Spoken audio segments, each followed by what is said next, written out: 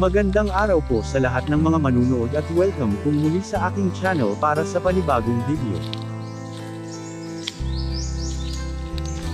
Sa nakalipas na mga araw ay nagkaroon ng matinding pagsubok ang naranasan ng aming probinsya pati na rin ang mga karatig na mga lalawigan ng Davao Region. Nagkaroon ng matinding pag-ulan na nagdulot ng mga pagbaha. May mga bahay na winasak ng baha, sirang mga kalsada, tulay, pananim at marami pang iba.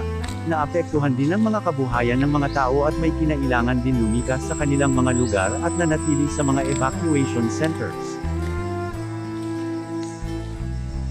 Ang nakikita po ninyo ngayon ay kung saan banda umapaw ang tubig ng Sapa.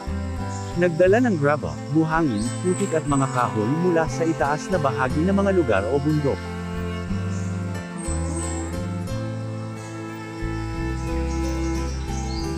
Kalsada po ito at ngayon ay puno ng putik. Pupuntahan ko rin po ang Sapa para tingnan kung ano na ang sitwasyon o kung paano binago ng kalikasan ng area. Panoorin lang po ninyo ang nalalabing video.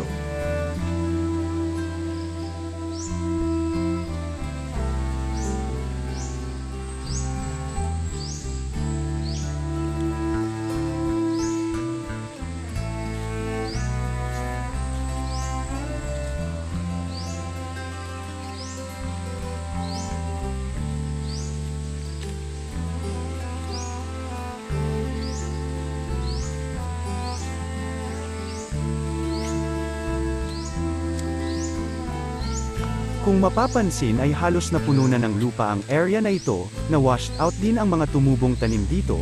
Noon ay nagtanim din kami ng iilang mga nyog sa area na ito pero ngayon ay naglaho lahat.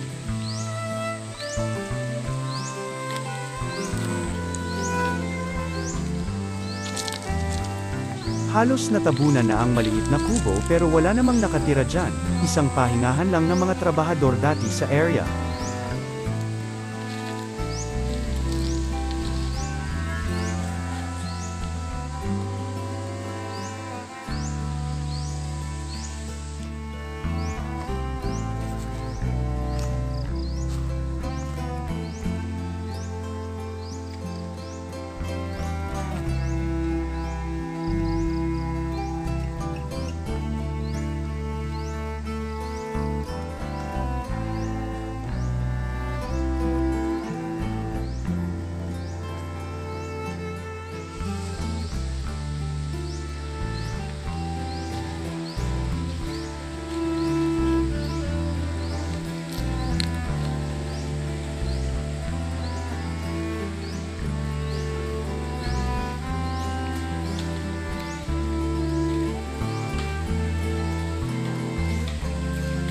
Sa kabilang parte ay nabuwal ang mga puno sa baha.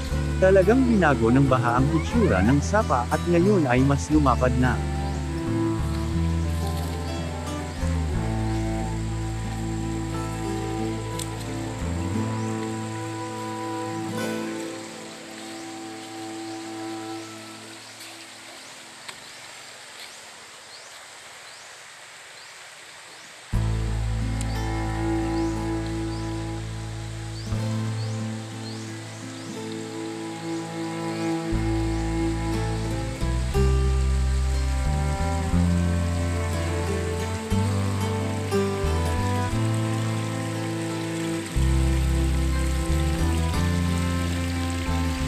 Dito na side ay nadagdagan ang lupa habang sa kabila ay nabuwal ang mga punong kahoy at lumipat sa kabila ang daloy ng tubig. Talagang nakakapanibago lang.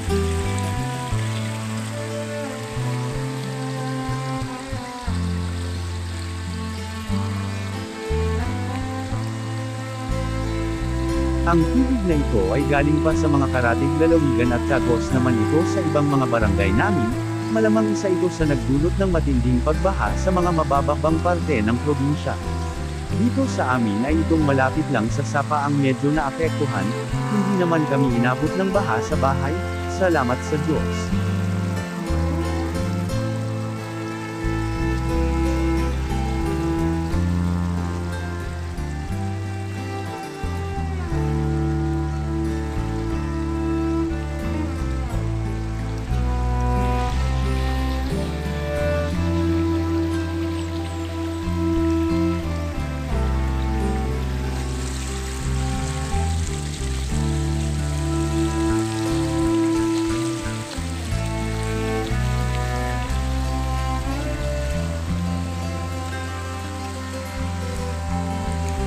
Nadagdagan na uli ang lupa dito at medyo tumaas na, lumipat naman ang flow ng tubig sa kabila.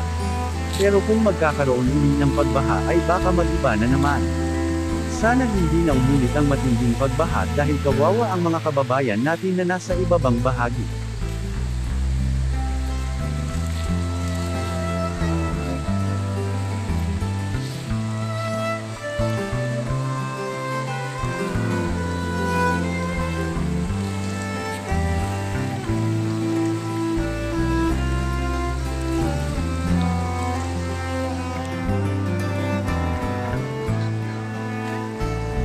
Naging malapad na ang sapa. Nakakapanibago lang talaga sa amin. Noon ay dito kami naliligo, kumukuha ng mga shells na pang-ulam at naglalaba paminsan-minsan. Kung may mga bisita naman ay dito na rin kami magsalo-salo, naliligo. Pero ngayon ay hindi pa pwede dahil malakas pa ang agos at may tubig pang kasama ang tubig. Mga ilang araw pa at kung gaganda na ang panahon ay magiging mahinahon na ang agos. Maraming punong kahoy ang nabuwal dahil sa pagragasa ng malakas na baha at lampas tao pa. Ang mga tree line ay mga tanim pa yan ng mga yumaong mga magulang. Salamat sa Diyos hindi masyado napinsala at nakatulong pa na mapigilan ang baha. Dati dito sa kinatatayuan ko ay may mga punong kahoy pa pero sa mga nagdaang mga pagbaha ilang taon na lumipas ay nabuwal din.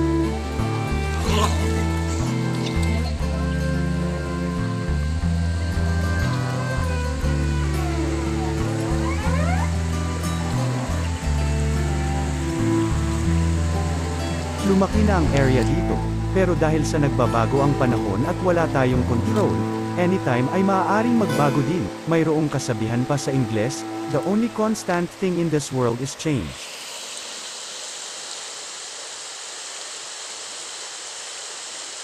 Kailangan nating tanggapin at paghandaan ang mga pagbabago sa buhay.